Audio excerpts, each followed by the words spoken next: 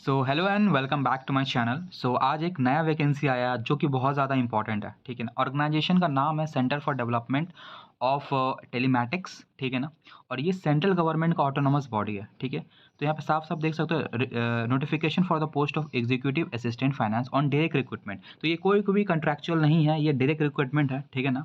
और ये government of India का ऑटोनोमस बॉडी है। तो government of central government pure job है ये। एप्लीकेशन स्टार्ट हो रहा है 20 जून को और 30 दिन तक चलेगा, मतलब लगभग 20 अगस्त तक चलेगा आपका, ठीक है। अब बात करते हैं मेन चीज़ एलिजिबिलिटी किस किस के लिए है। तो एलिजिबिलिटी में साफ साफ देखो, सबसे पहले उससे पहले देख लो फाइनेंस का डोमेन है और लेवल क्या है, लेवल 6 होता है, मतलब 35,400 आपका बेसिक रहेगा। तो इन हैंड नहीं भी तो नहीं 68 to 70,000 एनी हाउ आपको मिलने वाला है, ठीक है। और ये भाई लेवल 7th पे कमीशंस का ये पैकेज है। जल्द ही 8 पे कमीशन आएगा तो ऑलरेडी आपका 20-25 हज़ार कम से कम तो बढ़ेगा ही। तो ये अच्छा जॉब है अभी सेंट्रल गवर्नमेंट लेना, क्योंकि 8 पे कमीशन आने पे सबका बढ़ेगा सैलरी डेफिनेटली, ठीक है। स्किल सेट रिक्वायरमेंट देख लेते हैं। पहले नंबर ऑफ पोस्ट देखो 3 है और लोकेशन बेंगलुरु हो। पहले से बता दिया कि बेंगलोर ही होने वाला लोकेशन, तो उसी हिसाब से करना। और नंबर ऑफ पोस्ट 3 है और एसेंशियल क्राइटेरिया मतलब बेसिक नॉलेज रखो, लेकिन क्वालिफिकेशन का क्राइटेरिया देख लो। Semi qualified CMA, formerly CWA और जिसने बोथ ग्रुप क्लियर किया है, ठीक है, with 3 year of experience including training. मतलब भाई पहला जॉब हम देख रहे हैं जहाँ पे ट्रेनिंग को भी एक्सपीरियंस में काउंट कर लिया है।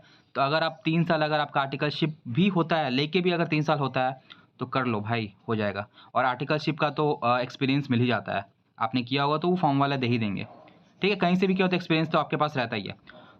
या फिर सीए करो, सीए में भी 3 साल का एक्सपीरियंस मांगा, लेकिन ट्रेनिंग भी इंक्लूड करके है। और अगर बीकॉम आप किए हो तो 60% कम से कम चाहिए, लेकिन यहाँ पे 6 साल का एक्सपीरियंस मांगा है। एज लिमिट है 30 साल, ठीक है। और प्रेफरेंस दिया जाएगा भाई जो पीएसयू में ऑलरेडी काम करते हैं, या फिर सर्टिफिकेशन वगैरह कुछ है, ईआरपी वगैरह है कुछ। ये डिज़ायरेबल क्राइटेरिया में अगर तुम देखो हायर क्वालिफिकेशंस मांग सक रहा है, मतलब कि सीए सीए में क्वालिफाइड।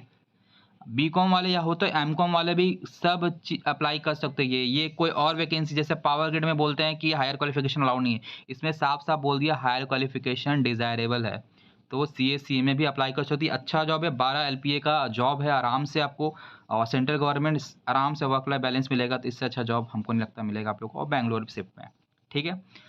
अब ये सारा चीज़ बात हो गया। सिलेक्शन प्रोसेस में देख लो, सिलेक्शन प्रोसेस में 2 स्टेज है। पहला स्टेज है रिटन टेस्ट, रिटन टेस्ट में कम से कम 50% लाना पड़ेगा क्वालिफाई करने के लिए। और दूसरा है स्किल टेस्ट, स्किल टेस्ट में भी कंप्यूटर पूछ सकता है आप लोग से, कुछ और भी स्किल्स थोड़े बहुत पूछ सकते हैं, ठीक है। यहाँ पे इंटरव्यू नहीं है, इंटरव्यू नहीं है, ठीक है, ये बात ध्यान रख। और फाइनल जो सिलेक्शन है वो फाइनल सिलेक्शन सिर्फ रिटन बेस्ड, मतलब रिटन में जितना लाया, जो सबसे ज़्यादा रिटन में लाएगा उसका ही सिलेक्शन होगा। मतलब skill test just qualifying nature है, बस पास करना है, लेकिन वो मेरिट लिस्ट में काउंट नहीं होगा। तो ये चीज़ ध्यान देना, ठीक है।